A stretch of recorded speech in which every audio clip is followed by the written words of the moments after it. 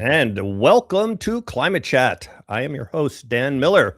And today we have a very special returning, I think for the third time, guest, Is it the Doug third? MacMartin. It's been a while.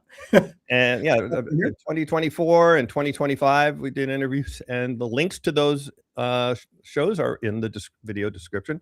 Doug is a Cornell-based, and my alma mater, Cornell-based solar geoengineering, solar reflection, sunlight reflection method, or sunlight, what's the other one? Solar radiation modification. Solar radiation management. They're all the same thing. How to cool the Earth by reflecting the sun.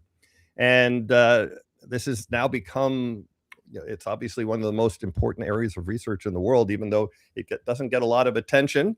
But folks on this show know about the critical situation we are in concerning the climate, and things like reducing emissions, which we have to do, and removing past emissions, which we have to do, all take a lot of time, like on the decadal time scale, for them to show some impact. But SRM, as we'll call it today, works almost immediately. And actually, we'll get into that, what that means. And Doug is at the center of this kind of research in both, I would say, like looking at the impacts, but also looking at the practical ways. How do you actually end up implementing this kind of thing? So we're going to have a really interesting discussion. Doug, welcome back.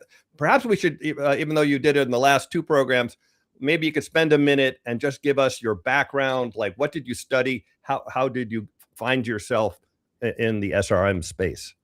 Which is, it's actually somewhat relevant to some of the things I'm sure we'll touch on today. I was originally an aerospace engineer. I guess I can still call myself an aerospace engineer. I teach in aerospace engineering department. And there was a point where I was doing things like making helicopters quiet for rich people so they could have meetings in their helicopters, and wanted to kind of do something more useful. Started dabbling in climate science, and then I got introduced to this subject actually in 2004. I think I was first introduced to the idea that you could reflect sunlight, and it's like, oh, that's entertaining, an interesting thing to go do a bit of research on, and kind of got sucked into realizing, hey, this is actually really, really important to do research. Not enough people are doing research in it. The people who were doing research in it at the time, tended to be very sort of scientific, in the sense of like sort of feeling like it was abstractly studying the problem rather than thinking about it more in the sense of like, well, how do you actually go do this? Mm-hmm. So, that's basically what it, certainly like the last 10 or 15 years, I've been focused pretty much exclusively on broadly trying to understand SRM. All right, great. So the title of this program is, Can We Reflect the Sun and Cool the Earth? So my first question for you is, can we reflect the sun and cool the Earth? Yes. Good. Okay, that gets us started off. You want a longer answer than that? I wanted to go through that, and the answer is really just that simple. The answer is yes. And can you tell us some of the reasons why we're confident that that's a true statement? So the easy part of that is to say, if you reflect sunlight, that's just a blindingly easy physics to say, we get energy from the sun, we radiate energy back to space. To be in equilibrium, that has to be the same. Like, we have to radiate exactly the same amount we take in. You add greenhouse gases to the atmosphere, that makes it harder to radiate energy to space. And so the planet warms up until those are in equilibrium again. If you reflect sunlight, you will cool the planet. Earth gets less energy from the sun, then it will not warm up as much, or will cool down depending on how much you reflect. So that part's easy. The question is, do we know how to do that? There's multiple ways that we think would work. The one that I would say we understand the best and would look to be the most near term would be to put aerosols in the stratosphere. So tiny little reflective droplets commensurate with the wavelength of light. You put them high enough in the atmosphere where it's stable. They stay there for a long time. They reflect sunlight. We know it works because we can observe volcanic eruptions do the same thing, large volcanic eruptions, and that cools the planet. And the idea, basically, you load an airplane up with some appropriate material, fly it up to the stratosphere, release that. Doesn't stay there forever, right? You have to constantly replenish, constantly be flying airplanes up to the stratosphere. That would cool the planet. Okay. And we actually have some natural examples. Natural example in the form of large eruptions. So like Mount Pinatubo in 1991 cooled the planet by somewhere between about 1/3 and 1/2 degree Celsius. I'll let you convert to Fahrenheit. Yeah. Okay, so that's good. So that's our basis of the basic question. But now let's get a little more specific. Like, where are we with our understanding of SRM, how to do it, where to do it, and what the impacts would be? And then as a follow-on, like, what's your thoughts on a suggested research roadmap for SRM? So I could probably spend about half an hour answering that question. Well, maybe not half an hour. Slightly more condensed version. So just to be clear, we can't just deploy right this second. There's no decision on the table to deploy right this second. If you said, we know with absolute certainty that we want to deploy and here's $100 billion, we're still not going to be deploying right away. There's a bunch of things we have to do first. So just to be clear about that, we broadly, if you want to support an informed decision about deployment, you want to know, what do we think would happen and how does that depend on how you do it? Like, what latitudes do you put material in, like where, what, how high, what type of material, all that.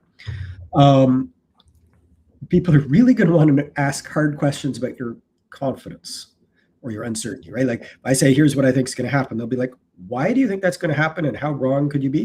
So you need to answer all of those questions. You obviously have to be able to say how you're going to go do it.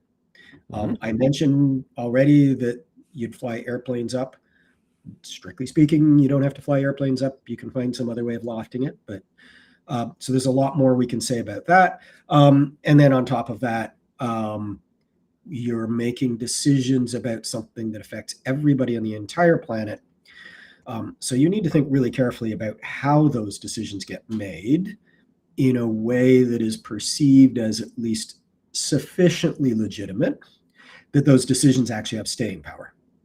Right? You just launch stuff up and you cool the planet for 3 years and people object and then you stop cooling, you didn't really solve anything. Right? So you actually really do have to pay careful attention to thinking through the legitimacy part. Okay. So when you ask, where are we in terms of what we know, there's a couple of subtleties to that question, because there might be like, what do I know? What am I confident about? And what does everybody else on the planet know and what are they confident in aren't necessarily the same thing, right? We need to get to a point where it's not, oh, this is fine, where it's, we trusted international assessment reports that everybody on the planet can look at and say, yes, we agree with a robust understanding of what's happening. Otherwise, you're not going to be in a position where your decisions get viewed as trusted and legitimate. So that's the second thing in terms of like, a really, really broad answer to what do we know is, I think that right, if you warm the planet up, lots of bad things happen. You melt ice, you change weather systems, the air can now hold more water vapor, so storms get more intense. You melt permafrost, you change ocean circulation. All of the stuff that you list about what happens when the world gets warmer. If the world doesn't get warmer, or if you cool the world down, your prior should be, all of those things are going to get better. And that's pretty much what the research says. And so you warm the planet by adding greenhouse gases, you cool the planet back down by reflecting sunlight. That's a different mechanism. You're not going to get back to where you started. But by and large, on most things, it does a reasonably good job according to climate models, right? That's how do you predict the future? You have to have a model. That's sort of by definition. There's differences. We know that. We can look at how different it is and what are the side effects from having aerosols in. There's a bunch of questions. Some people look at that and have different opinions. But I think by and large, we kind of know that from a purely physical climate impact, so forgetting about all the societal challenges and concerns, from a purely physical perspective, it is extremely likely that this would reduce many, many, many climate impacts. And I would actually have a pretty high degree of confidence in that statement. Although a lot of people, well, some people only look at the negative side of what SRM would do without accounting at all for the good it would do. It would be a little bit like just complaining about chemotherapy and just talking about how you lose your hair and it makes you nauseous, and without ever saying what it actually does to protect. Right, and if you sit in your driveway and you set off your airbag, it's going to hurt. You probably get some bad bruises. You could even break a bone. I like that. That's a good one. That is, at some level, that is the right comparison if you absolutely believe that we are going to cut all of our emissions and maintain temperatures. And the only reason we wouldn't is because people like Doug and Dan are talking about SRM. Damn it. And if they weren't talking about SRM, everybody would be cutting their emissions and climate change would be a solved problem. Personally, I think that's... I have a bridge to sell you. Yeah. And by the way, I have to say, I've been doing this for 20 years or more, actually, at this point, and giving talks on climate about how bad it would be. And unfortunately, those talks I gave at the beginning, they're turning out to be true, of course. Yeah. But back then, there wasn't much talk. I actually did talk a little bit about geoengineering thing, but that was not really a thing back then. And even carbon removal wasn't really a thing. It was really just cut your emissions. And so we didn't have these other things to rely on. And still nothing happened. So we've done the experiment and it's not happening. And, I mean, we can, I don't know. It's, right. Like I would actually say not only that, but I just find it really hard to imagine that people would look at flying airplanes and dumping stuff into the stratosphere and going, oh, great. It's like, yeah, it's better. It's quite plausibly, it's almost certainly better than not doing it, given where we are. I don't think anybody's going to look at that and say, woohoo, problem solved.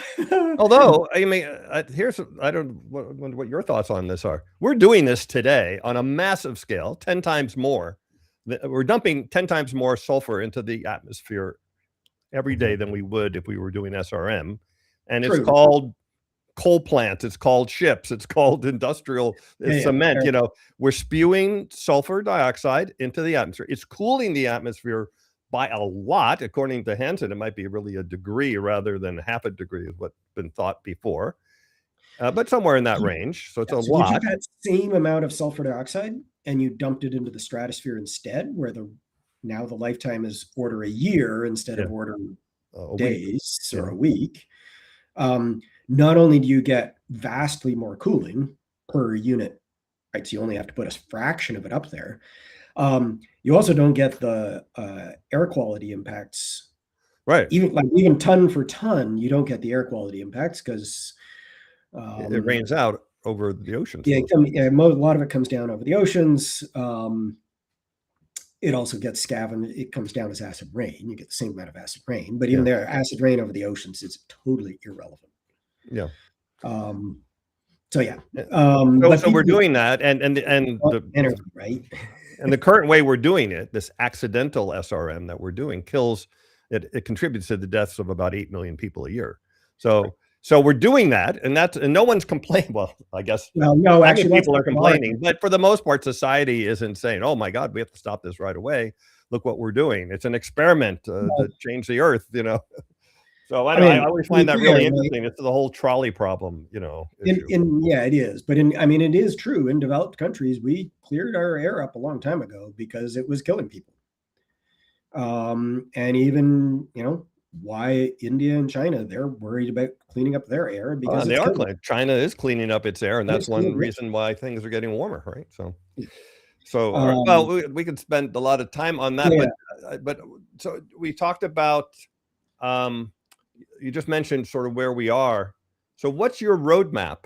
What kind of things would you like to see happen, kind of research that would be funded in, let's say, the next 5 years, so that we could get to the point when if we needed to deploy SRM, we would say, oh, we know enough to get started?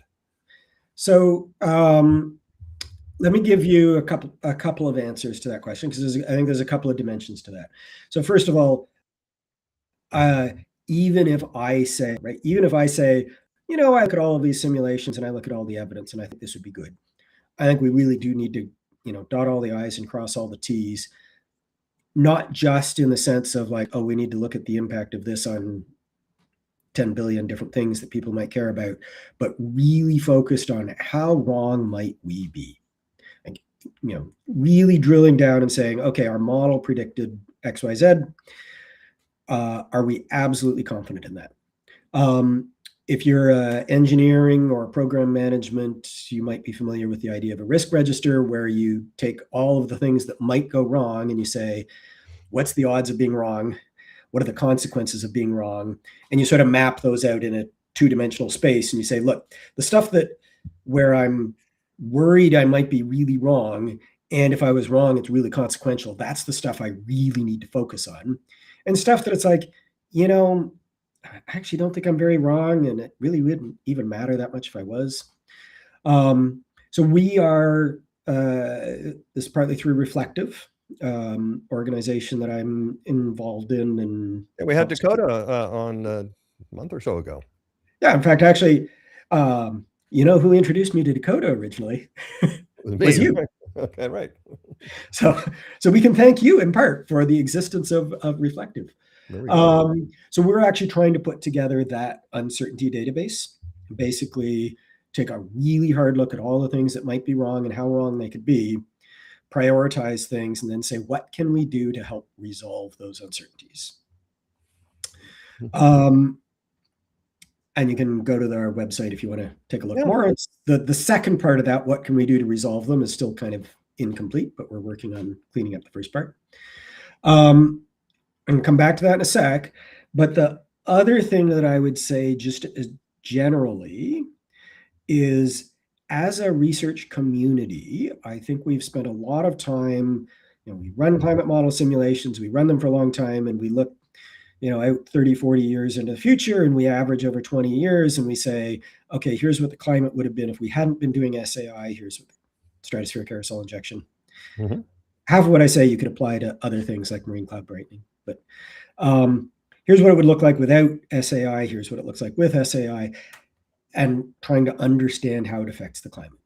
Those are all important questions, but there's been a lot less emphasis on the, okay, how would you actually do it? Like, how would you start up? What would you look at? And we're never going to resolve every single uncertainty. You don't do that in anything. Right? But you would, before you're cooling the planet by a half a degree or a degree, you're flying one airplane. What can you learn from that? Even before you're cooling the planet enough to detect, you're already can put a fair amount of aerosols into the stratosphere.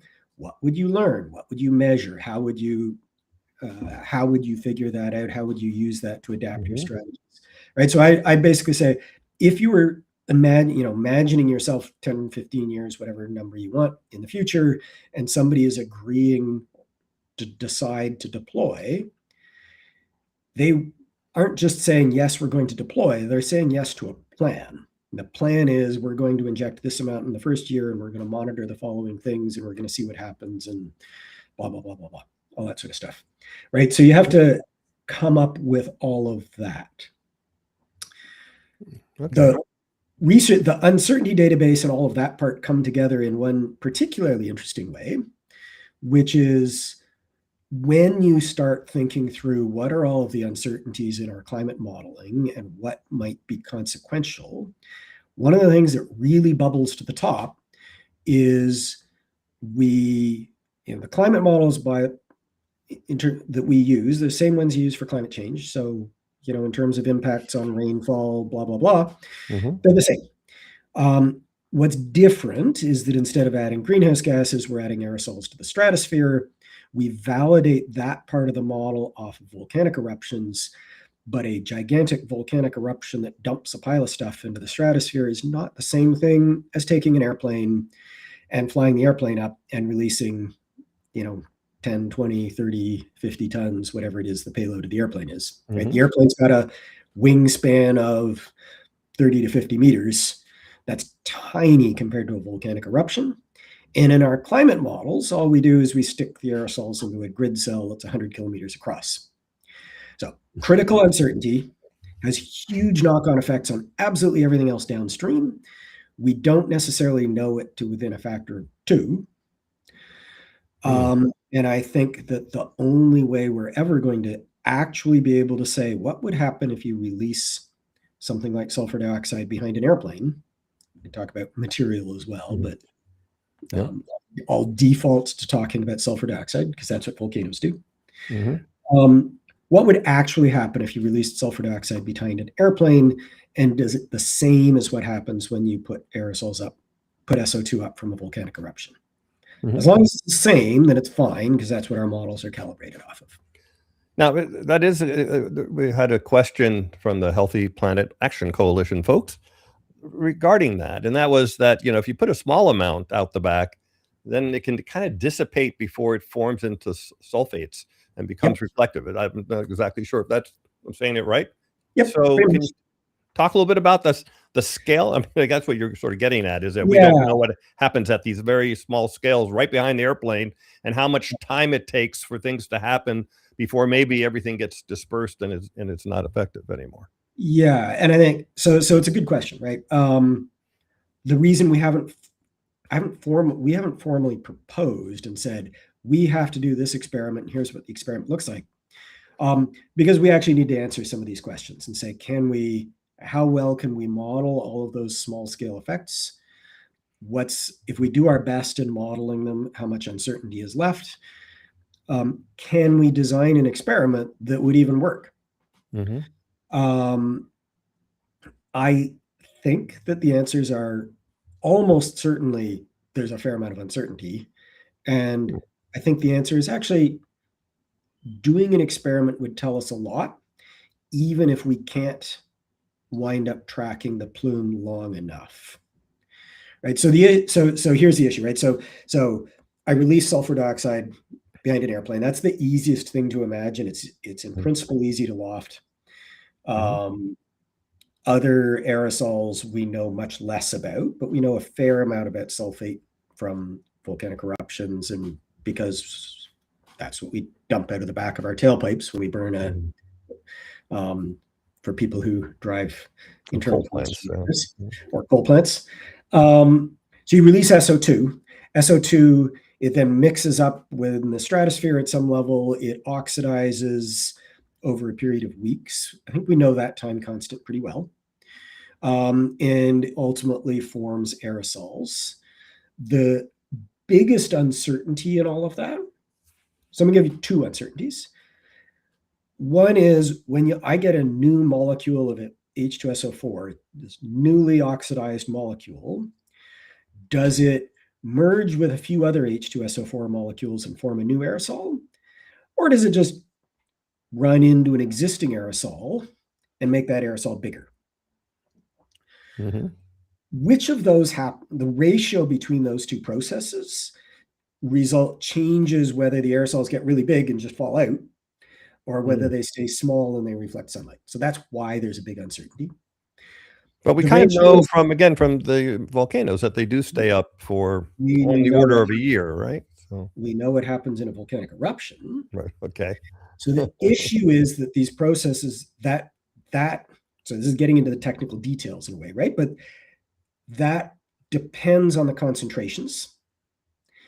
If I dump material behind an airplane, the concentrations are vastly higher than in a volcanic eruption.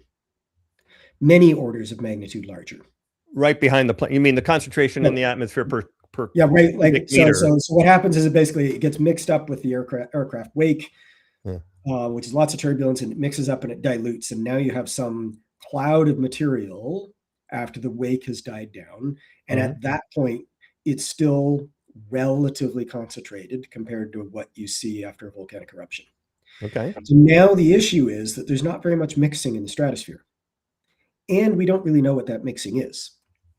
So in the limit of no mixing, if it just sort of stays that concentration, it might like get stretched out and stirred around by stratospheric winds. But if it doesn't actually mix, then your concentrations are really high, and that will affect the aerosol size distribution. If it just instantly mixes out in the stratosphere, no problem. Now we're back to the same regime as volcanic eruptions. And so this is where even if you try to do the experiment and you can't find the plume, it's probably a good thing, because it probably means that it just mixed out so well that your assumption that things look the same as they do from a volcanic eruption is valid. So one thing I think I just learned in this whole process of talking about this, that's something I didn't think about before, is that, I think the default thought is you dump the sulfur dioxide out the back of the plane, and the sulfur dioxide is the thing. It's the aerosol. It's the reflective thing. Yeah. And that's not really it. It's going to react for a couple of weeks and react with the water vapor, I assume, in the air or something. And it's actually OH. Yeah, the OH and so it's OH. Does that affect the methane degradation too? Because if it's absorbing OH is what destroys methane. Well, right? Yeah, the OH winds up in equilibrium pretty quickly. It's just produced photochemically. So the production rate of OH, we don't actually wind up. You have to have a really, really, really massive thing to wind up materially affecting the longer term OH concentrations. Okay. So, but anyway, it's reacting with OH, and then that is what's forming the aerosol. So it's not like you get instant reflectivity. Yeah. You get some. Right. So you could, in principle, say, why don't we just loft H2SO4 directly? Okay, why don't we? Jeff Pierce and David Keith and others suggested that in a paper like 15 years ago now. That has different uncertainties. So the reason we don't, well, one is it's heavier to loft, and now it's also acidic, so there's some challenges with lofting it, perhaps. So those are probably solvable. But now it instantly forms aerosols, but now you're in a regime, like if you're trying to dump it out of the airplane quickly, now I got a lot of aerosols in a concentrated area. Now I need to worry about whether they just like all clump together, collide, get gigantic aerosols and fall out. So you get a stone falls out of the sky. Yeah. So you get a bit of the same sort of issues. Genuine answer is I don't know which one's going to work better. In principle, it would be useful to actually conduct experiments with both. There's other things you could use as well. You could launch H2S, hydrogen sulfide. Downside is it's extremely toxic and it's explosive. What about the material that the Israeli startup, I don't remember their name. I don't know, Stardust. Do you know what they're using? What are they? Oh, they don't say? They don't say. They won't tell anyone. They say it's great and it's cheap and it's plentiful. And they claim that it's safe, and they won't tell anybody what it is. And they just released a draft paper saying, here's a bunch of guidelines that people ought to follow, and they haven't been transparent themselves. So okay, right, okay. Right, I thought there was. I think I would say honestly, I don't know what they're doing. Most of us are probably pretty skeptical that what they're doing is guaranteed to be better. I have some other issues with the way they're working. I just do not believe that.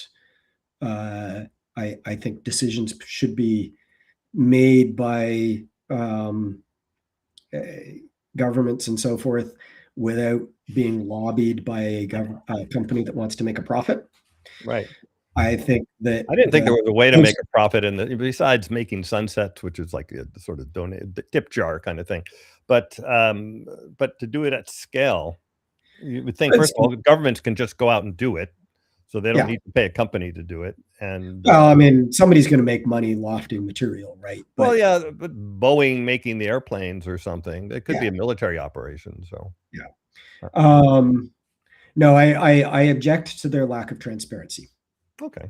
I actually think if you want to make good, legitimate, informed decisions, you really need transparency. Maybe I should try to get them on the show here. Sure, go for it.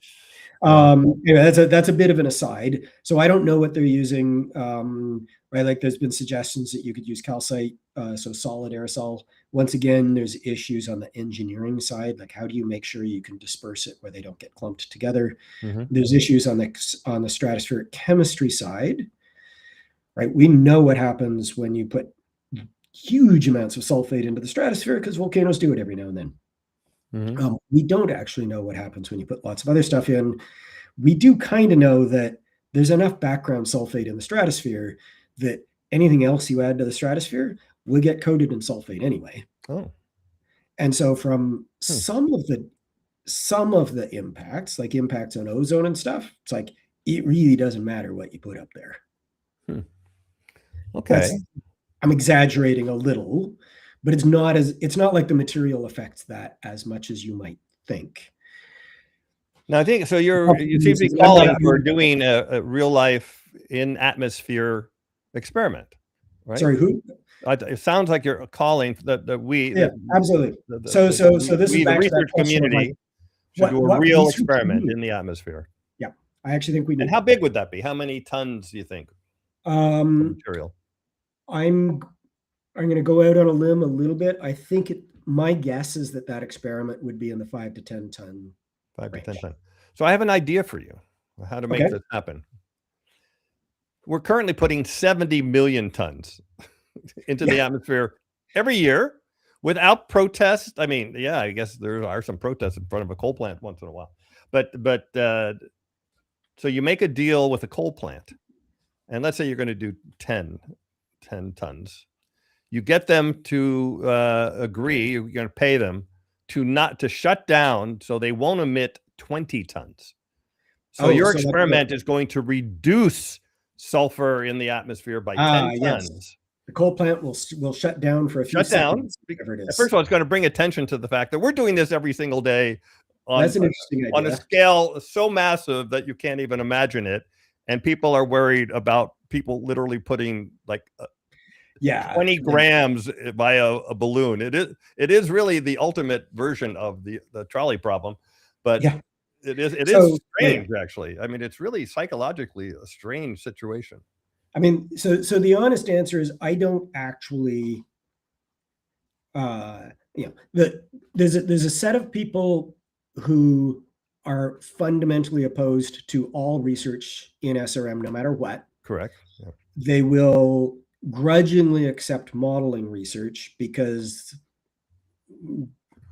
partly because they think that, it's, if we object to modeling research, it'll make it look like we're biased. I'm painting them a little bit here, but we can shut down experiments. Experiments would be bad. That set of people, it doesn't make any difference what we say. It doesn't make any difference what we do, whether we released 1 gram or 10 tons. It's totally irrelevant. They're actually opposed to the research. And I think for the most part, the reason they're opposed is because they have absolutely convinced themselves that it's a moral hazard. And to the extent that it's never even occurred to them that they've convinced themselves that it's a moral hazard, that it hasn't occurred to them that they've made an assumption that may not be true. So those people we're not going to reach. Well, I think the thought experiment you do in that case is you just imagine for a moment that SRM never existed as a concept. It never was thought of. No one's researching it. No one's proposing it as anything to help climate. Just imagine that for a moment and ask yourself, would we now be reducing our emissions at a fantastic rate? Of course not. I mean, it's not like everyone's saying, let's go burn fossil fuels because I heard Doug MacMartin's working on SRM. I mean, yeah. I mean, to be fair, right? So we need to be really clear about here's why this experiment is needed. Here's the uncertainty. Here's how that uncertainty flows down to all of the impacts, and be able to say, you cannot make an informed decision about this technology when you're stuck with this big uncertainty up front. Right? So we need to actually make that case before we ever formally propose an experiment. Right? I'm sensitizing people to the fact that there's very likely to need to be an experiment, but there's not yet saying, here's the experiment and we want permission to do it, right? So you need to first of all say, here's why the experiment's necessary. Here's why you can't make good decisions in the absence of this information. And the responsible thing to do is to conduct the experiment. You need to be able to say convincingly, here's an experiment design, pick apart and make sure, convince people that the experiment actually is going to work and get you the information you want. You clearly need to say that the experiment's safe. Like this sort of gets back to the 10 tons is nothing, but there's also what runway are you operating out of? What's the safety protocols there? All of that sort of ground handling end of the whole problem. And then in principle, there's also just a question of, right, that's a chunk of money that could have been spent in something else, and you want to be cognizant of that. So we're not there yet, but I suspect that that's going to be the answer, is that we should go outfit an airplane. My guess is that the right airplane is just to take a business jet, strip it out. Yeah, like a Gulfstream can do it. Gulfstream, whatever. You do this experiment at high latitude somewhere out of some remote airbase. You release the material. You need to be able to track where that goes, and then you need and fly back and sample until you lose track of the plume. That's broadly what my idea would be. And as a way, as an interesting aside on all of that, for better or for worse, it forces you to answer all of the questions that we probably need to answer anyway. Like, how would you actually go do this, right? Wait, we talked about dumping SO2 out of an airplane. How do you put SO2 on an airplane? How do you store it? How do you get it off? There's just stuff that nobody has ever done the research on to answer. That I think is actually interesting and useful to answer. That's right. That would be so much you'd learn from the practical side as well. Yeah. So, by the way, I do think that my idea that you actually cut emissions by 20 tons at the ground where it kills people, by the way. So then you can argue that this is an experiment that lowers sulfur in the atmosphere and saves lives. Right. Yeah. For sure. I like that. And again, it's all psychological. It's not, everyone should be not worried about doing this experiment. They should be worried what's happening every day on the ground, where 8 million people a year are dying from the sulfur that we're emitting. And the reality, and this goes back to some of that very first question, like, do we know how to actually do this? Just to do that experiment, you start looking at all the things we need to do to figure out how to actually do that experiment. My personal guess is it actually might be a challenge to get that done in the next 5 years. Really? Like, you have the airplane, it works. You have sulfur. You have sulfur dioxide. Well, no, you have an airplane that can fly to 60,000 we can buy an airplane, right? But you got to modify the airplane. You got to design the modifications to the airplane. You got to do all of the analysis to make sure that this is safe. You got to do you're not going to go do an experiment if you haven't actually modeled all the small scale stuff. You need to make sure you've got the ground handling. You need to get the observations in place. You will probably observe this with a UV camera to detect the SO2 directly, right? We have satellite instruments with UV cameras on them to do this, but nobody's ever flown that on an airplane or a balloon. Right? So it's just a pile of stuff that you need to do. And it's going to take time, and it's going to take a bit of money. So, the people who are like, oh my God, this is a step towards. Depends how well it's funded, right? Well, that too, right? The Manhattan Project was done pretty fast, but right. Well, but we're not there yet. It had some other issues to it too, right? Some other issues, but Yeah, no, that's true, right? Like, I mean, we're not, that's the problem. The world doesn't take this serious. Not SRM, the risk of hitting 2 degrees in the 2030s, like around 2037, to be at 2 degrees trend line, is mind-boggling scary, and yet the world is not has not paying any attention to that at all right now, which is crazy, actually. So completely fair. If you basically said, just we got to get this data now. There's no social license issues whatsoever. Just go get the data as fast, even if that means the first flight doesn't work and you need to go do, try a few things and try it again. Sure, you could actually probably do the experiment in a year. Okay, maybe something like that. But I think, if you want to be careful and you want to make sure you've done your analysis and you've had an opportunity for people to criticize the plan, because you're aware that there is still a social license issue associated with this type of thing, and you want to be careful and bring people along, that's where I sort of get into the sense that this is likely to take us about 5 years. Wow. Okay. But yeah, that's that to be, yes, absolutely 12. I want to get back to the airplanes in a bit, but I also want to ask you, because you mentioned this uncertainty database briefly. And so what is the uncertainty database and what is it used for? So what we are trying to do is write down the uncertainties that come into the physical sciences. We're bounding it there. We're not going to deal with the social dimension. Just, it's not our expertise, and got to start somewhere. So things like what size do the aerosols get because we're missing the small scale processes? That's an example of one of them.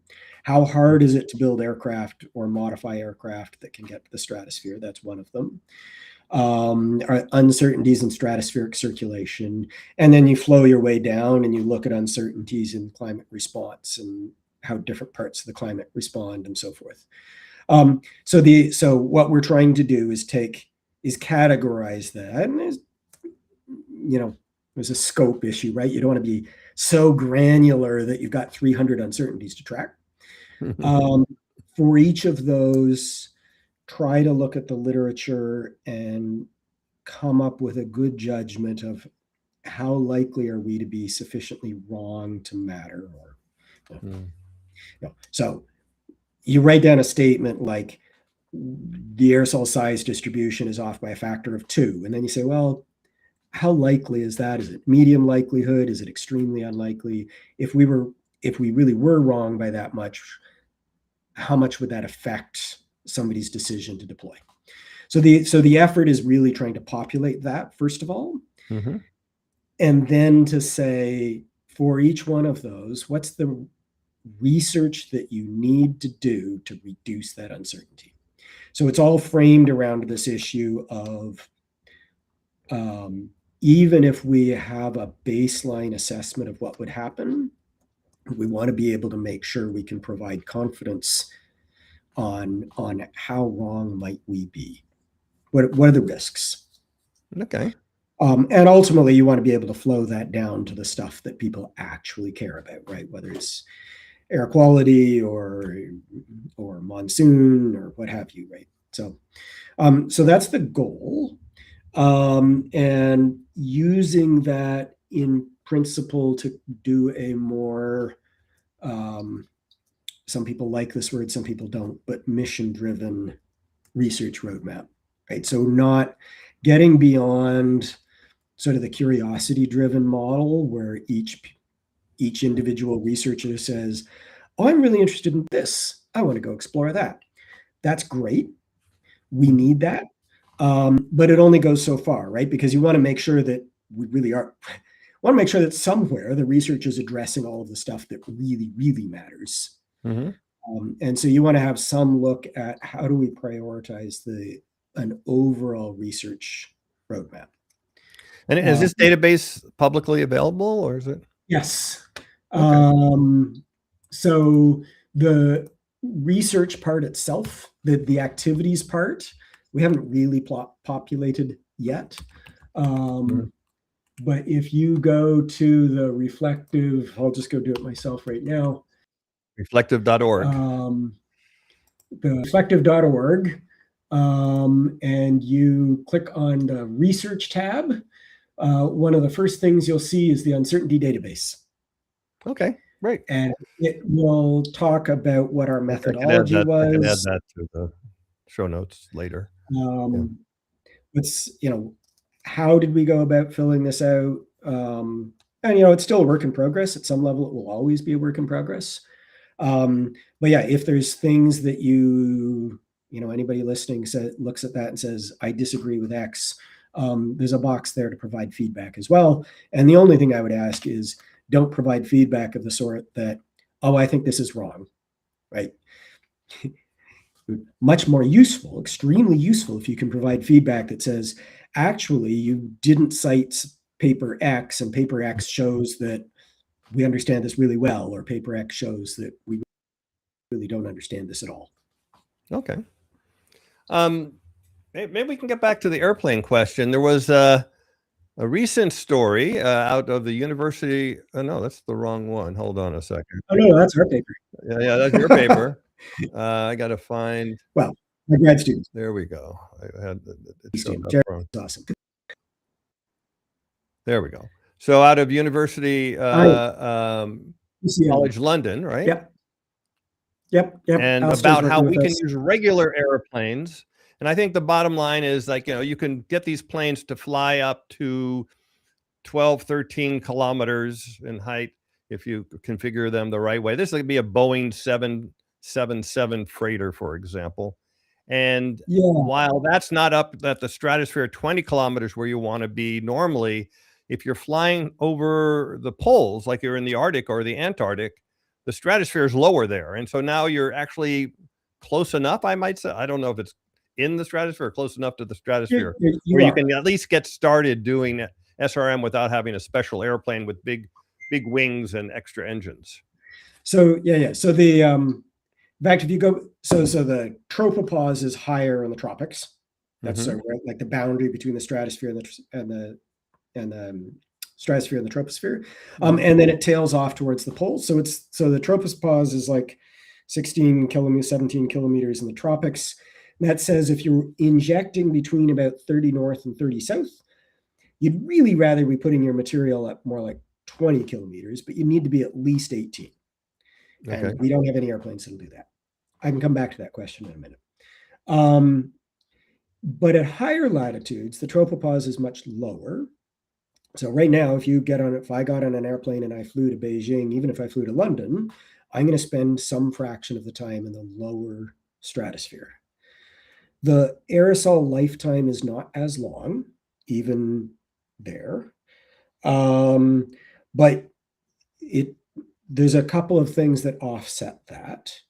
So just to be clear, this is actually, you can go back to a paper that Alan Robach wrote in 2008, 18 years ago, and he included a polar strategy in that. So like the idea actually dates back a while. There was a paper one of my grad students did a few years ago that just sort of really clearly pointed out, like, it doesn't matter so much that the lifetime of the aerosols in the stratosphere is shorter, because you really only have sunlight in the summer anyway. So all you need to do is put the aerosols in the spring. They're there. So you loft the material in the spring. The material is there during the summer. There's lots of sunlight in the summer. You reflect sunlight. Now, the fact that the aerosols don't stay up for a year, they only stay up for 6 or 7 months, just doesn't matter as much. Wow. And then Alistair did that study that you mentioned there, which extended that and looked at more latitudes and so forth. And we're doing some similar work at Cornell as well to try to better understand what the trade-offs are there. But the short answer, of course, is we don't have any airplanes that can deliver any cargo up to 18 to 20 kilometers, but we do have airplanes that regularly fly at 13 kilometers. I think what I would say from right now is I think 13 winds up being too low. That you just paid too much of an efficiency penalty at 13 kilometers relative to like 15 or 16. That's my guess. But how about 15? So 15, you can get to with a Gulf Stream, for example. Business jets regularly fly at 15 kilometers. And it's a little, so there's an interesting piece of work. So the reason airplanes can't get high, right? So the higher up you go, the less the air density is. Right. And you need the density both for lift and for thrust. Right. So generally, an airplane just can't get high enough because it can't generate enough lift and it can't generate enough thrust. A 747 was designed before aircraft engines were insanely old. So it was designed with 4 engines because the risk of an engine failure was still too high back in the 60s. So it actually has excess thrust. That means that relatively modest amount of money, you could do a wing extension program on a 747, give it more lift. It's already got excess thrust. And now your 747 could even get up to like 15 or 16 kilometers. Right. So, and I understand one of the other problems is the pressurization. If you get up, the stress is too high, but you can depressurize. There's no passengers on board, so you can depressurize. You don't pressurize it. You can always put pilots in a flight suit. So if you said right now, we are in an absolute crisis, we have to cool the planet. Doug, how fast could you really get the planet's temperature back down? That's probably what I would do. I would probably 747. So 747, 777, something like that. I was thinking of putting the 777 engines on the 747, but maybe you don't have to go that far. You don't even have to do that. You just re-wing a 747. You're spending like billions of dollars probably to do that, but it's only a couple of years, and you could have a big fleet of big airplanes with a big payload. You need to deal with all your ground infrastructure and all of that stuff too. But it seems entirely plausible that if you really, really, really wanted to cool the planet by 2030, I don't see what the barrier is, technically. Okay. I think we really, really do, but people don't know that yet. In 2030, they're going to agree with you, but then that's when we're going to get started. But so this is an interesting thing, right? Like, why do that aerosol experiment now, or why push to do it now? Is if that experiment is going to take time to do, I would rather have that spinning up now, absolutely, rather than waiting 3 or 4 years and then saying, "Oh, wait a minute, but we can't deploy because we've never." Right. So if people knew what's really happening on the planet in terms of the acceleration of global warming and what that's going to mean for everyone's lives, they would be all for this right now. But unfortunately, no one is actually paying attention. I'm like, there's just basic good risk management, right? Of course. By the way, it's kind of related to all of this. What do we know about what's going to happen when we start SRM? What will happen in the short run? And by that, I mean the first few years, maybe up to the first decade, versus the long-term cooling impact. This is the paper I've already started writing, but I haven't actually written it. Okay. This is exactly what I think needs to be done. It's a gigantic hole, right? Is both from the perspective of being clear about what we could learn, but also just level setting expectations. You're not going to go build up a giant fleet of airplane, and then on day one go, all right, we're going to hit the system with a hammer. That's just dumb, right? You start with one airplane and add a few airplanes a year, whatever it is, whatever build rate you can get. You're going to gradually increase how much you're putting into the stratosphere. You're going to gradually increase how much you're cooling. Unclear how fast you want to do that. That's a different set of questions. But the bottom line is you'll learn everything you want to about the stratosphere on year one. So all of the uncertainties in the stratosphere, how big do the aerosols get, how long do they go, what the lifetime is, really quickly you will answer all of those questions because basically the signal to noise is so good. There's just there's not that much stuff in the stratosphere right now. But as soon as it comes down to surface climate stuff, that's going to take a little longer. You should be able to tell that you've affected the global mean temperature reasonably soon, depending on how fast you ramp up, within a year or 2 or 3. Other things might take a little longer to be really certain. Like, here's what we think would have happened if we hadn't done it. Here's what we think the models think we should be doing. Which one of those look right to actually validate and say, yes, our model predictions were correct, is not going to be immediate. You should see, so figuring out exactly how long that is for different things, I think, is a really useful question. A lot of the stuff that people worry about, I don't necessarily think they need to be worried about, but like if you said, how long is it going to be before we could see a change, see if you were wrong about the Indian monsoon? The answer is probably like, I don't know, 30 years, 20 years. Oh, really? That long?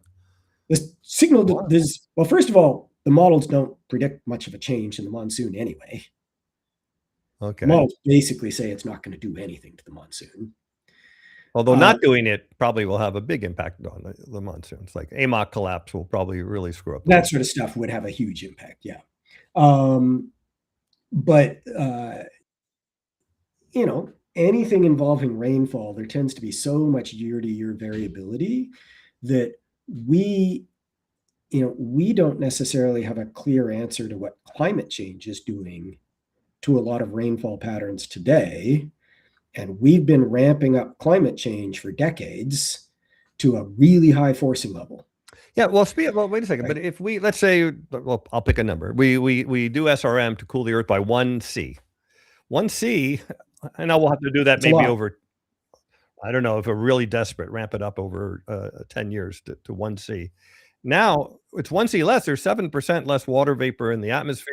Yeah, and there's a lot less extreme rainfall. Wouldn't that be fairly quick impact? Yeah, so that's basically the question, is how fast can you see some of these things? Some of the extreme, so annual mean rainfall, you're probably not going to see it for a while. Extremes, you might see it, right? But even that, but 1C in a decade is probably faster than you want to. Like I said, that's actually another question, which I don't know the answer to, and nobody does. How fast can you do it? Which is, right, so right now we're warming the planet about 1/4 degree Celsius per decade. Maybe a little more, but at this point, recently, maybe a little more than that. Sort of like according to Hansen. It went, no, I'm sorry, 0.36. It doubled from 0.18, 0.2, essentially 0.2 degrees per decade to around 0.4 degrees per decade in the last, since, what was the break point? 2015, I think, when the... I was going off of one of Pierre's papers. Yeah, IPCC just says 0.18. Pierce Forster's paper was says 0.25, and that was like 4 years ago now. Oh yeah, well, that was 4 years ago. I mean, we've learned so much. We've covered that on this program millions of times. Yeah. It's that's the really, really scary thing that's why we need SRM. Yeah. But ballpark, right? I think it's so two obvious statements. One is we're not in equilibrium. We're not adapted to the temperature of the planet right now, right? If we could adapt energy imbalance real time, climate change is not a problem. So by definition, in some sense, you want to be cooler than you are the day you start doing SAI. So you actually, almost by definition, you don't want one of these flat peak shaving type things that you see in every single paper I've ever written. You want almost every paper. You want something that actually cools you back down, ideally. Right. You might say, well, if we're warming by, I've been using a 1/4 degree decade. Has been that. You probably don't, there's a limit to how fast you want to be cooling back down, but it's unclear what drives that limit, right? So if you're a tree, you would love us to just be a degree colder tomorrow. Trees are not, trees are adapted to what the climate was 50 years ago at best.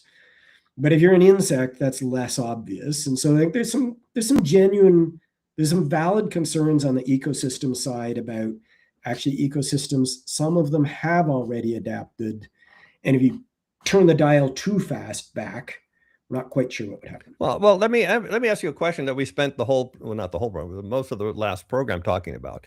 You had written a paper, been part of a paper that showed that SRM could reduce the risk of an AMOC collapse.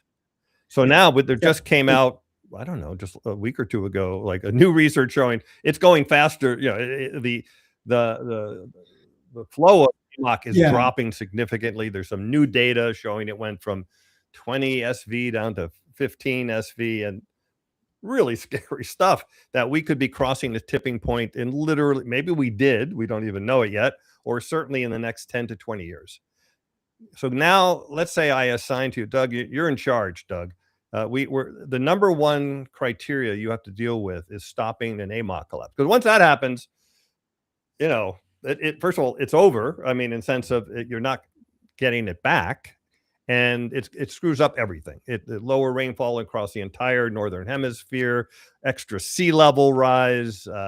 Obviously, Europe goes into northern Europe, and then the monsoons all get screwed. So, given that, I tell you, your number one priority is to stop AMOC collapse. If that was your goal, how rapidly? What would you do differently than just sort of normal? Well, let's cool the planet a little bit. I think the challenge comes with that's not the only metric, right? So if that really, really was the only metric, then yes, I would probably say we need to start as soon as we can manage to get airplanes off. So let's push to do some experiments in a year or two, even if they're not well designed, because we'll learn something. And we'll design the next experiment. Like SpaceX does. Blow it up and try it again. Yeah, it's like, well, we'll maybe in the first experiment we'll only successfully track stuff for 24 hours, and then we'll go, whoops, we lost the plume. Right? There's stuff that you're willing to do if you're willing to do the experiment a pile of times, and you have the social license and the money to do that. I would re-wing the 747s. I would get a pile of them, and I would expect that in 2030, I'm going to start cooling the planet by like 1/10 of a degree, and I would probably aim, well, I don't know. I could probably cool the planet by another 1/2 a degree in 5 years, and maybe you're right, actually. Maybe we could cool it by a degree in 10 years. That's outside the realm of the stuff that I've looked at. But I would genuinely be concerned, not just about the rest of the planet going, time out. You haven't brought us along in this conversation. We don't agree with your risk assessment. Right. So that's a real issue, but there's, I genuinely don't know today, if you do that, how fast do other systems change? What might go wrong?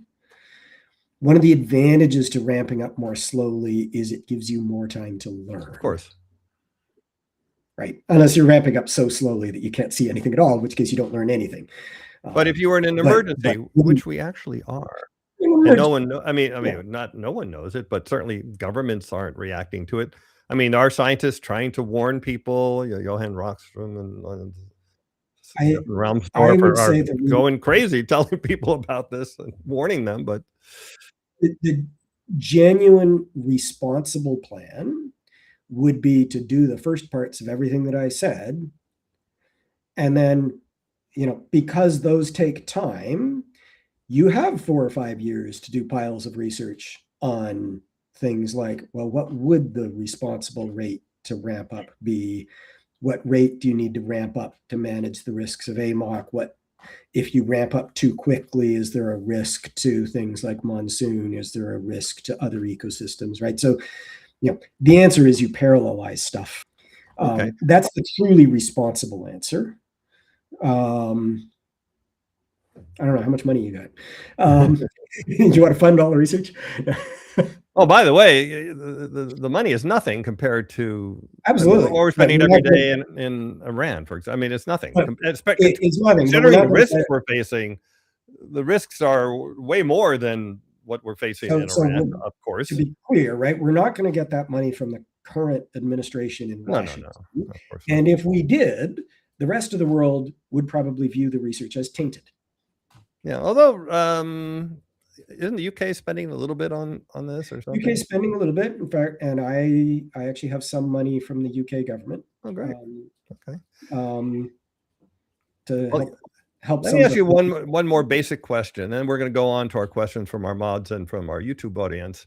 And it's sort of the big question, I guess, is overall, what's your assessment of the comparative risks of doing SAI or SRM deployment versus the risks of not doing it? And I don't mean just the experiment. I mean, like, let's say 5 or 10 years from now, actually deploying this for real at some scale. What are the, how do you, when you look at the risks? I would say personally, I would say absolutely unequivocally 100% confidence there's less risk to deploying than not deploying from a physical climate perspective. So that's my first caveat. My second caveat is the reason that I say that is that you can learn as you go.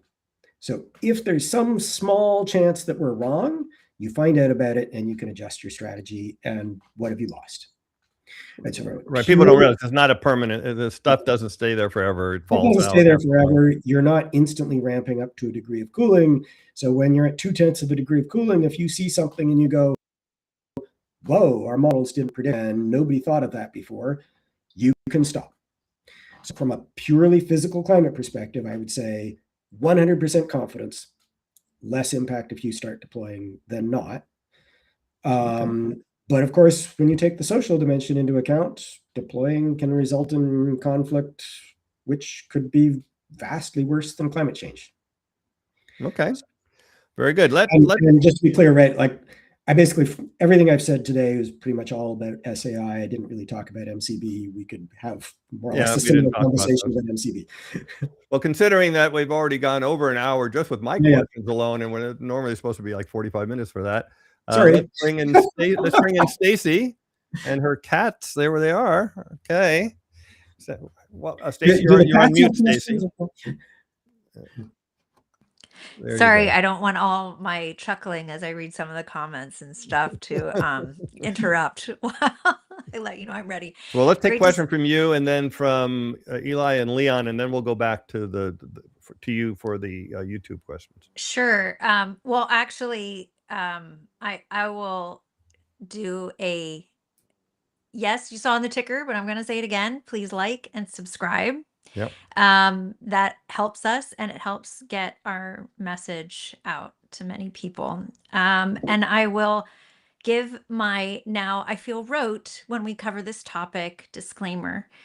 If anyone listening, watching, etc., thinks that we want to spend our time talking about putting stuff up into the air and doing no, we would much rather that fossil fuels were eliminated. Every one of us, like, yes, Doug please, Doug put me out of the job. He'll work on he'll work I'll find on something else sustainable more aviation fuels or more aerodynamic something or others. But none of us want to be talking about this.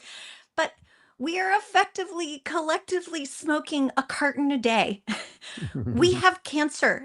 We're gonna die. Okay.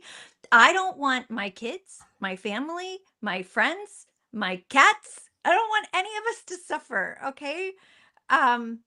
We talk about this because it would be irresponsible to radiate, or whatever you could imagine the parallel of chemotherapy, how much you're going to inject into the system, how much you're going to put into the body, whatever, without trying it and testing it first.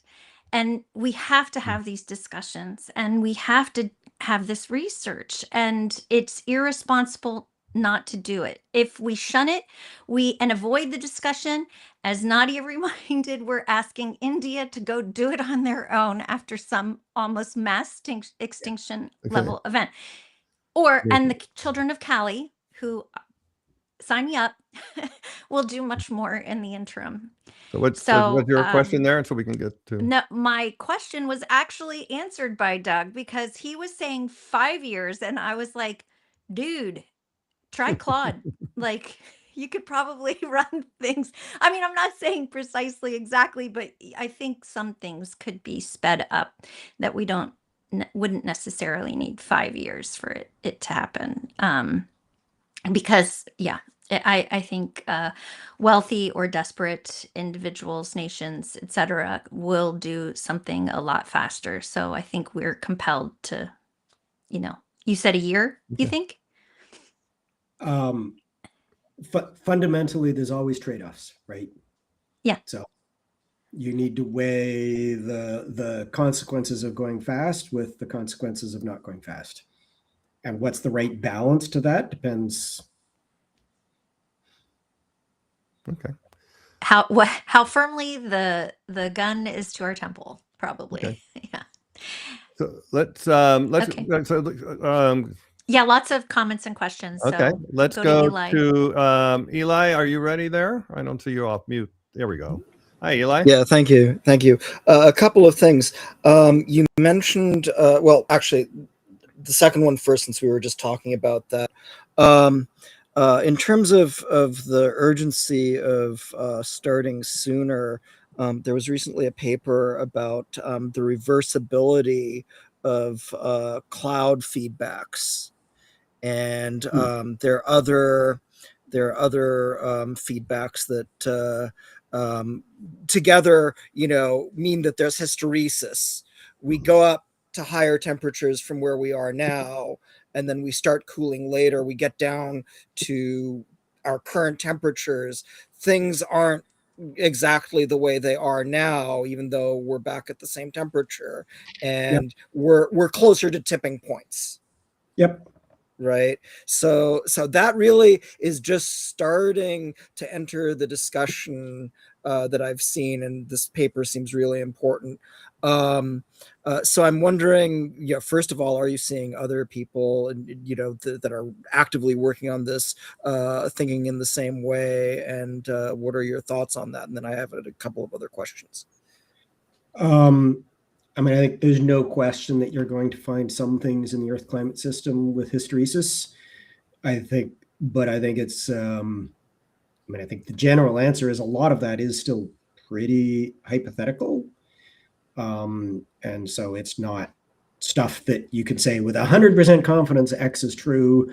It's also not stuff you can dismiss, right? So at some level, I'd say, of course, we should be reasonably aggressive from a risk management perspective. You don't need to be 100% confident that we're going to be facing an impending problem to say that the prudent thing would be to do a lot more effort than we are on things like SRM. The reason that I might be a little bit more cautious in some regards, simply because I would say, I think what I kind of said at the beginning, right? If you start deploying and there's mass opposition and you stop, you've gained nothing. You have zero benefit to the climate system from doing that. So the only way that you actually get a benefit to the climate system from deploying is if you have a sufficiently large majority of people on the planet agreeing that it makes sense to do. And in that sense, it's like, sure, from a purely physical climate perspective, I could say I broadly agree. I actually think we should be going way more aggressively than we are. But in the world that we live in, I think that would backfire. Okay. So the second question is, you mentioned the risk registry. I really think that's an intelligent approach. I understand it's not what you focus on most, but do you have a sense of comparatively how marine cloud brightening and how space-based SRM fall in comparison to SAI? What cluster, if any, on the risk certainty consequence registry? Yeah, it's a good question. I don't want to. Yes, I tend to work on SAI the most, and so it's the thing I know the most about. It doesn't mean that we should absolutely be doing the same amount of aggressive effort on everything else. The space-based, my sense remains that it is so expensive and so not near term that a conversation about what could we do in the next 10 years doesn't really need to spend that much time on the space-based. That's my personal view. There are people who disagree with me. Marine cloud brightening. Eli works on this, just so you know. Yes. Yeah, I think it needs to be worked on. I'm just not convinced that we're going to be reflecting a fraction of a percent of sunlight in the next 10 or 15 years with space-based. Okay. That's just my view. Marine cloud brightening, I would actually also say it has a different risk profile. There are things that are, you don't have to deal with acid rain. You don't have to deal with stratospheric ozone effects. You do have to deal with potentially worse changes to regional rainfall patterns, simply because you have a spatially heterogeneous forcing. So it's got a different risk profile. And right now, I would say, even though I emphasized all the uncertainties in how aerosols form behind when you release SO2 from an airplane, I'd actually say the cloud aerosol interactions are probably even more uncertain. And of course, that says the correct answer to that is, why on earth are we not doing more experiments to understand the cloud aerosol interactions for marine cloud brightening? We should have been doing those 10 years ago. We should have been doing those 20 years ago. Mm-hmm. Yeah, that's an interesting thing you mentioned about the risk of people don't realize that when you do SRM of whatever type you're doing, you have to be really careful about doing it regionally, because regionally changes the weather. One place gets it cooler, and that gets all the winds flowing, and changes storm tracks. The atmosphere will attempt to move the heat around, and when it moves the heat around, it's going to move the moisture and everything else too. So if you just cool India only, let's say, or something like that, that's going to, it's not a simple problem. Yeah. Very good. Let's bring Leon in. Here we go. Oh, sorry. I hit it twice. So, hey, Leon, welcome. Hi, Doc. Thank you very much for coming on Climate Chat. Hi. I got a question because you mentioned very briefly that some airplanes already fly in the stratosphere. Could you already learn something from those airplanes already flying there, and maybe from what they are already emitting? Of course, they already emit some sulfur from maybe by having them emit some particles on purpose and then doing research on that. So yes, it is true, actually. So every airplane, there's a little tiny trace amounts of SO2 in the fuel, of sulfur in the fuel. And so, yeah, every airplane that flies to flies into the lower stratosphere is already adding little tiny bits of sulfate. And an experiment is less than a day's, even in the stratosphere, it's less than a day's output of SO2. The challenge is simply that it's not really testing things in the conditions that we care about. The relative concentrations of sulfur to everything else are so small that would change the chemistry. And it would also just be it's sort of impossible to actually then go find, these are the sulfate aerosols that were caused by aircraft emissions. And even if we were able to find them and we said, here's how big they are, because the primary question is the concentration one, I think we would learn less than we would from the volcanic analog itself. What did we learn from the 9/11 experiment, where all of a sudden all the planes stopped flying, like, the next day? And I understand it did change the temperature. I know the U.S. temperature. I'm not sure if it was global temperature. But yeah, I don't know how much of that signal was viewed as being, there's statistical significance things on that, right? We got rid of all the contrails is probably the most direct force. I think it was probably more the contrails than anything else. Which are not the same as chemtrails, everyone. Let's make that clear. Yeah, we've gone over that a few times. So you could have even without adjusting airplanes, without investing a lot of money, could you already maybe make small changes to these airplanes that already fly through the stratosphere, and maybe have a plane follow those planes? And so what is like the easiest, or one of the easiest experiments you can do with existing technologies? So there are things that you can learn, and actually people have done some of this, which is right. So you can follow an airplane and you can look for the constituents that are in the aircraft exhaust, and you can watch the dilution of that over time. And so from that, you can learn a fair amount about the initial phase of mixing. Right, so there's right away, there's this mixing that comes from the aircraft exhaust and the vortices rolling up and train piles of air and so forth. The issue in some sense, so that's that first 10, 15 minutes, whatever, is better understood, better modeled, and there's some data on it. But what happens for the problem, of course, is the oxidation takes weeks. And now the stratosphere it's stratified, right?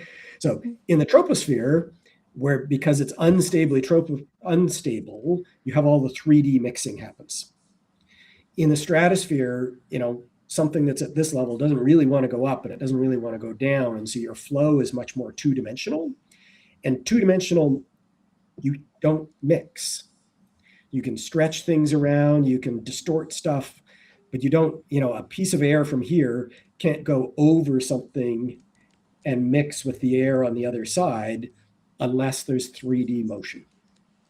So this is why there's so little mixing in the stratosphere, and actually a great deal of uncertainty then about how much are we actually reducing the concentrations in that phase. And it's a hard thing to figure out exactly how to design the right experiment, but it is plausible that you could design an experiment to do that doesn't use SO2 at all. You could certainly do an experiment that releases something else. But it may turn out that SO2 is one of the easiest things to detect and one of the most benign things that you could put in. Right? Yeah. SF6 is easy to detect, but not particularly benign. You could do an experiment with SF6 and you could learn quite a bit about mixing. But people might prefer it if we did an experiment with SO2. Okay. Yeah, I remember I was at this European Space Agency conference where we looked at space entry from these satellites. And I remember learning about these, I think it was a certain satellite that had these radioactive materials on board. And then we had these radioactive isotopes in the atmosphere, which really helped to understand the stratosphere better. Because then those were like these trace particles, which are not, of course, we're not going to put them there on purpose, but So I can imagine that you want to have some more benign trace particles with your. Potentially, but the issue, in a sense, fundamentally is we want to understand things in conditions that are sufficiently representative of what would happen in deployment that you can calibrate models and use, and you're still going to do some extrapolation, whatever, to the deployment conditions, but trying to be sufficiently representative. That's the challenge in a way. Clear, thanks. Okay, I just want to point out that the PS4s are all temperature estimates, the decadal warming estimates of, I think, 0.26 degrees Celsius per decade. Those were based on models.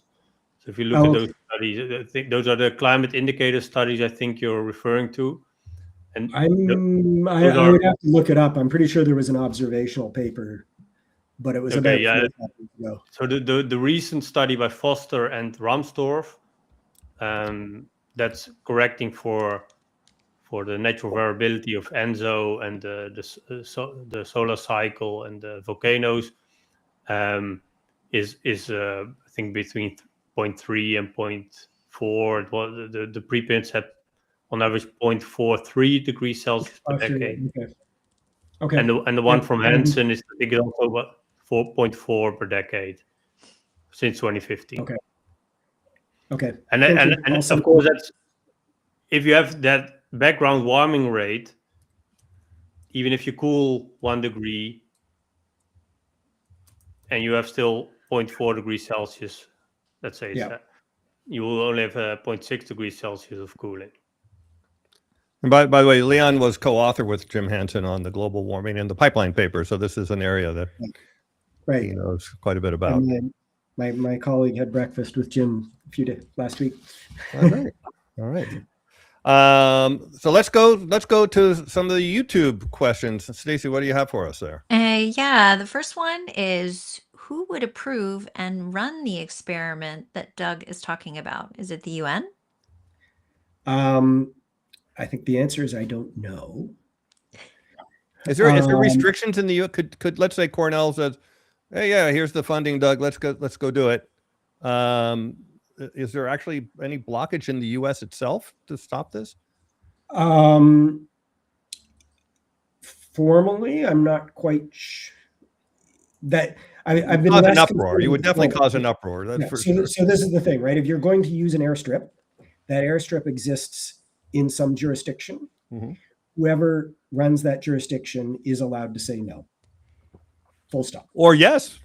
Or yes. You can find a place where they're happy. Maybe Iceland's very happy to have you do it, Yeah, or somewhere that's seriously concerned about AMOC might actually say, sure, we will do that, right? But even there, right, like whoever locally controls the airport, if they don't want it to happen, it shouldn't happen. Oh yeah, sure. Yeah. But the question then would be beyond that, right? So country X says we will allow you to use this airstrip to launch it. Who else should be engaged in that discussion? I think is a difficult question, because I don't think 8 billion people should have veto power over every single thing that you do. On the other hand, I actually think lots of people might be interested in it. There is an effort underway to try to at least ask, okay, here are some guidelines on public engagement.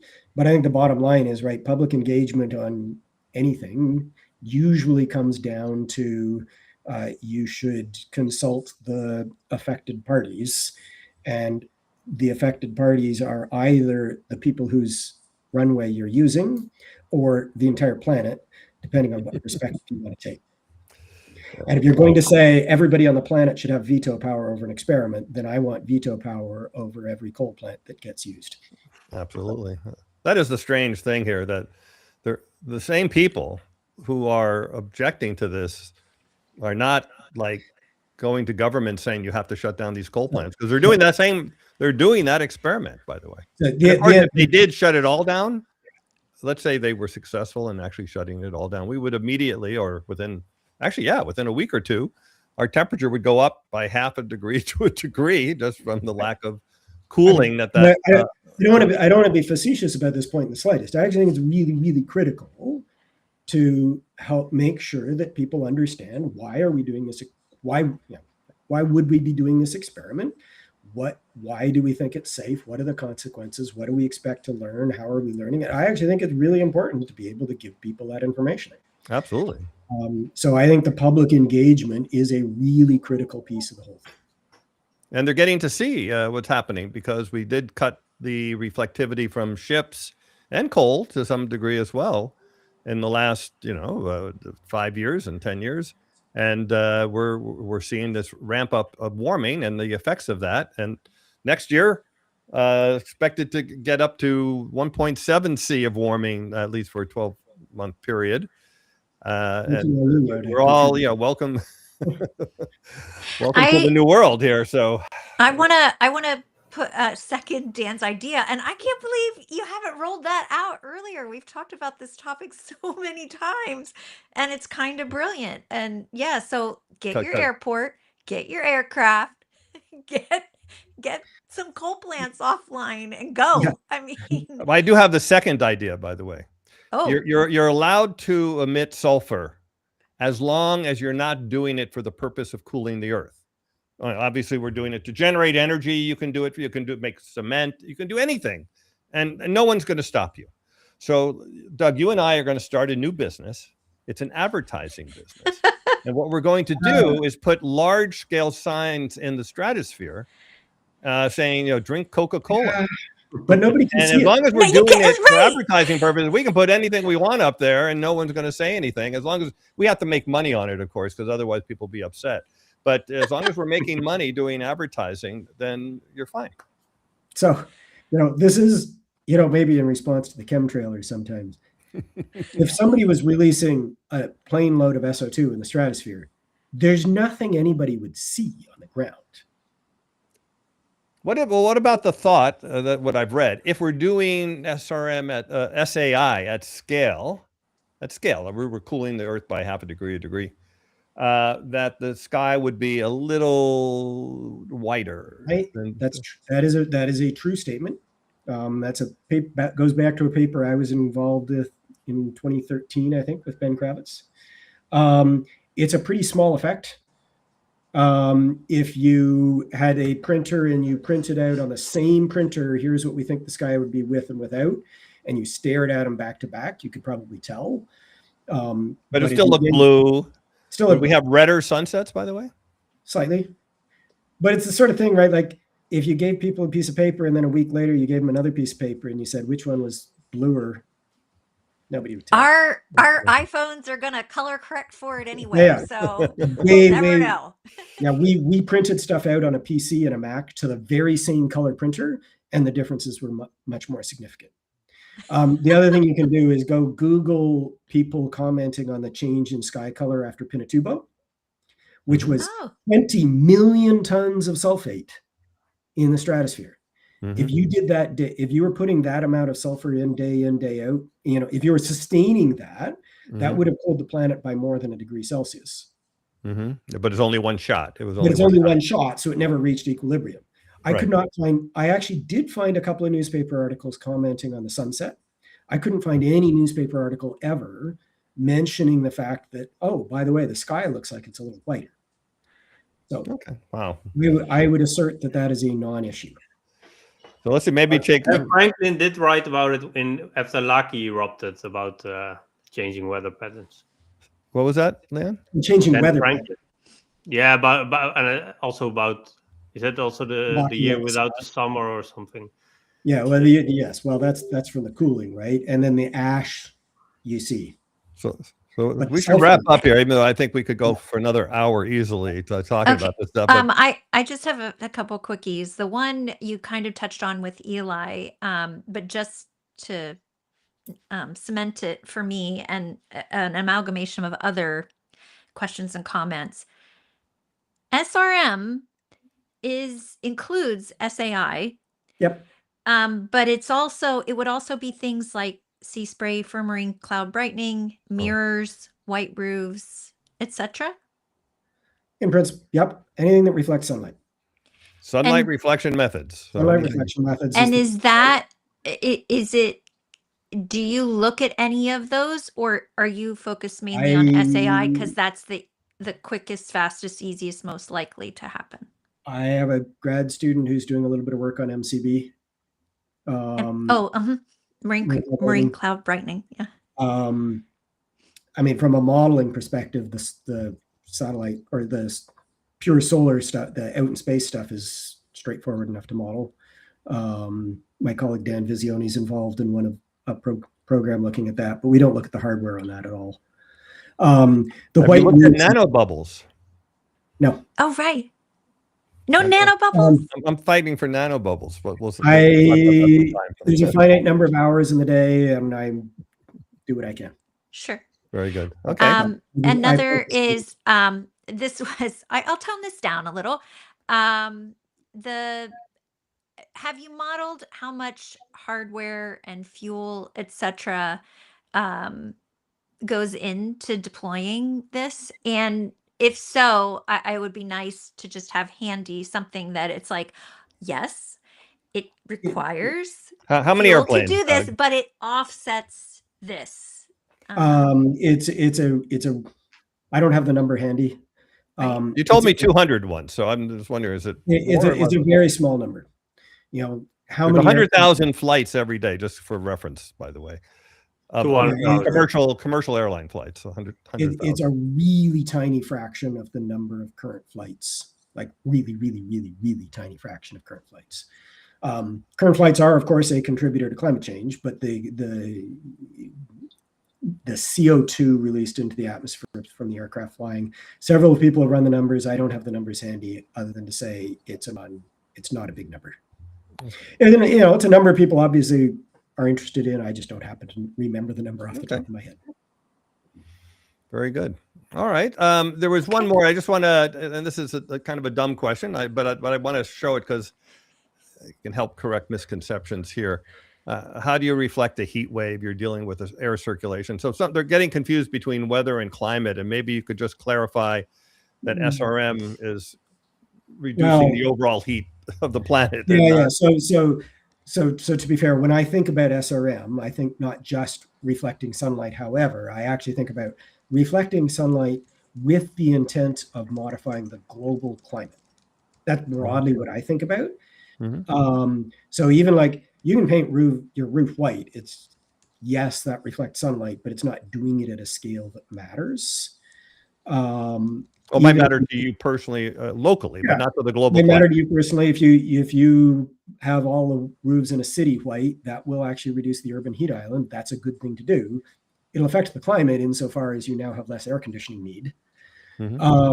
So the mechanism with SAI, the timescales are long, like the stuff stays in the atmosphere for over a year. So you're not affecting any. There's no like modulation capability on shorter timescales. In principle, you could use aerosols in the troposphere to help modulate a heat wave and say, oh, we predict a heat wave is going to form. We're going to dump piles of sulfate locally to reflect sunlight. It will have an effect, but it will also require a lot of sulfate to have that effect, and the air quality from that is probably an issue, and acid rain is probably an issue. When you say you would deploy locally, do you mean what we've been talking about? Big airplane up in the air? Up in the air, but in the troposphere. So yeah, like turn on all the coal plants that were shut down. Just turn them all on today because we want to. Because we want to reflect some sunlight. I mean, like, of course, you'll kill all the people from the. Yeah, I think you'd probably be happier with the heat wave. Is my honest answer. But there are actually people who've been looking at that, and generally, there was a paper like 10 years ago. Diane Bernstein wrote a paper on this 10 years ago, and I thought my recollection. I haven't looked at the paper in a long time. My recollection was that they concluded, yes, you could do it, but it would take so much sulfate that you wouldn't want to do it. Well, actually, they're doing the opposite in China. They're cutting their sulfur emissions on their coal plants by putting sulfur scrubbers on there, and they are reducing pollution a lot in China, which is going to warm up China locally because that pollution was local. Now they have so much overall pollution that it's a logarithmic effect. So it's not like all or nothing, but they're going to find out that it's going to get warmer there just directly because of that. Yeah. So the other thing, right? If you just dump SO2 out of the smokestack, a lot of what you get isn't even necessarily. It doesn't necessarily grow large enough to be useful in reflecting sunlight either. And it all stays small enough, and you inhale it. Blah blah blah blah blah. Not good. Whereas and the acid rain effect, you were saying that one of the materials that you could use is much more toxic, explosive, whatever. H2S. Yeah. But and then it still turns into sulfate. Everyone is all up in arms about acid rain, and I just keep going back to this is not worse than what we're doing now, and we're using less of it and putting it up higher, and so less people affected. Acid rain is not really an issue for SAI, is it? I mean, compared to lower atmosphere. For SAI, you need to write it down, right? If you wanted to cool the planet by a degree, you're talking about 10 million tons a year of SO2. That's like 10% of what we were doing at our peak of the ground level. But then, of course, most of it comes down or 2/3 of it comes down over the oceans. So and it's not. So 1/3 times 1/7. It's not zero. It's not but it's the same thing. Right? I don't entirely like the chemotherapy or the airbag analogy, because chemotherapy really is awful. Right. Yeah, I know. We got to come up with good analogy. What's your favorite analogy? I tend to use the seat belts and the airbags. Airbag. But even there, it's like, you certainly wouldn't sit in your driveway and set off the airbags on purpose. And I use that analogy when I'm talking about a moral hazard, because I don't know anybody who says, "Woohoo, I'm going to go run this red light because I got airbags." Right. I don't like that. I like that. There are also benefits from sulfur deposition. There are. As we talked with Vincent Gauci, if there's more sulfur in the ecosystem, especially in wetlands, then there's less methane produced because it changed the microbes. And in fact, there's places in California that spray sulfate on their fields because there's no longer enough industrial pollution to do it. Yeah, because we take the crops from the land, and with that we also take the sulfur from the ecosystem, and so plants need sulfur. Yeah, of course, we also use sulfur in making wine, preserving wine. Oh, sulfites. Yes. Sulfites. Yep. My father was allergic. Yeah, if you buy golden raisins, if you buy golden apricots, that's all. And a nice example is if you cut an onion, what stings your eye is the sulfuric acid from the onions. Oh, I didn't even realize that. Oh gosh, I'm very susceptible. Yeah, so the sulfur particles interact with the water in your eye. Dan, you said this at the beginning, right? It's like, these aren't good things. There's reasons not to do this. It's just the correct analysis is to put this in context with what's the alternatives and what's the relative trade-offs between those. And even when I make some broad generalization, like I think this would reduce risks relative to not deploying, at some level, I'm doing my own integration of risks across the entire planet.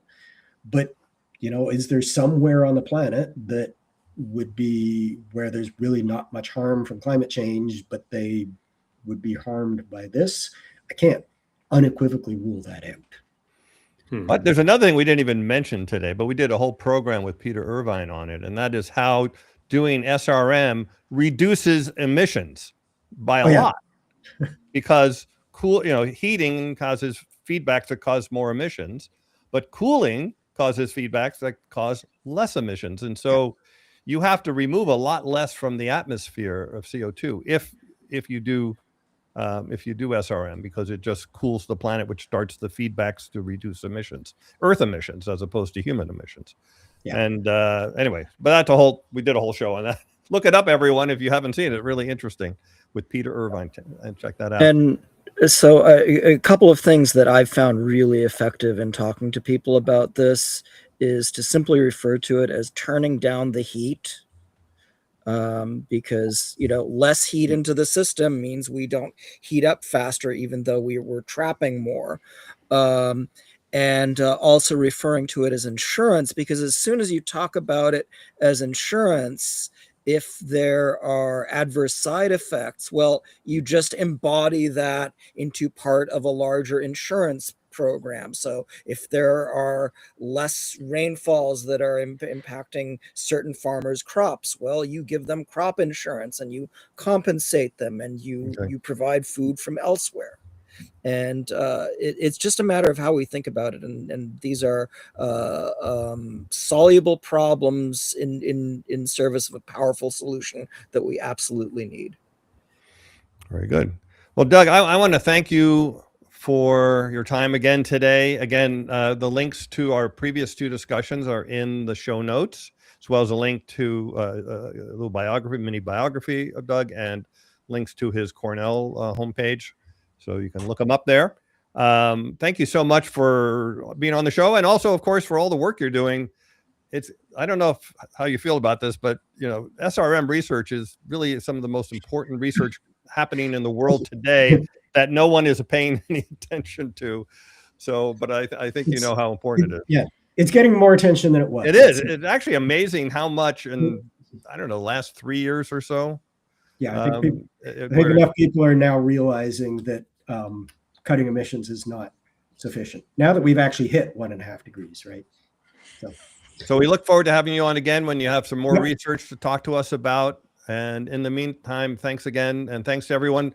Don't forget to like and subscribe. It really helps the program, helps get the word out on this very, very important topic. And next week, we'll be talking about AMOC collapse with Renee Van Westen, another returning guest on the show. We talked, there's a tie-in between SRM and AMOC. We talked a little bit about today. So tune in for that. And thanks, everyone. And Doug, you can stay on here as we shut off here, and I'll be right back. Thank you. Thanks, everyone. We'll see you next time. Bye-bye. Bye. Thank you.